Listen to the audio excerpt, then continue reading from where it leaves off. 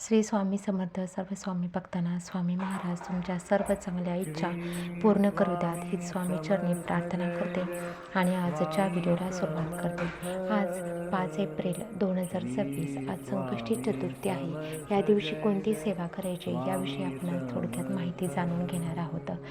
तर आपल्याला गणपतीच्या मंदिरामध्ये जाऊन आपली कोणतीही इच्छा असेल तर नोकरीच्या संदर्भात असेल किंवा वैवाहिक अडचणी असेल, कोणत्याही प्रकारची जर संकटे असतील, अडचणी असेल तर या सेवेने नक्कीच दूर होतात.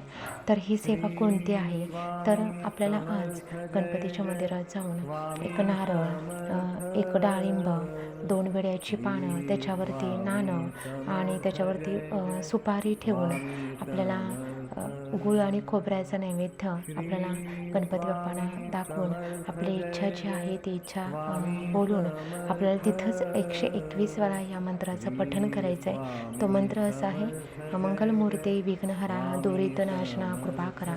मंगलमूर्ते विघ्नहरा दुरितनाशना कृपा करा. या मंत्राचं पठण 121 वेळा तिथं पठण करायचं आहे. आणि मग दुसऱ्या दिवशी म्हणजे 6 तारखेला आपण आपल्या घरी पठण करू शकता. ही 120 दिवसांची सेवा आहे. तर रोज आपल्याला 121 वेळा या मंत्राचं पठण केल्यानंतर आपल्या आयुष्यातील जी संकटे आहेत, अडचणी आहेत ते दूर होणार आहेत.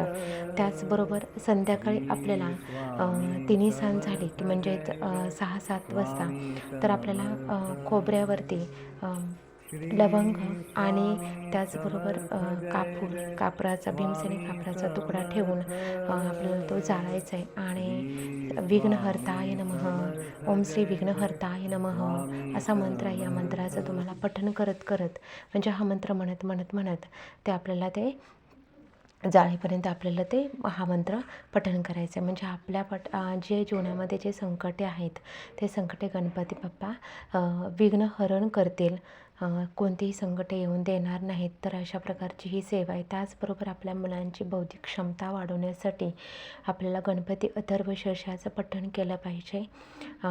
गणपती बाप्पांना या गणपती अथर्वशीर्ष म्हणत आपण अभिषेक घालू शकतो.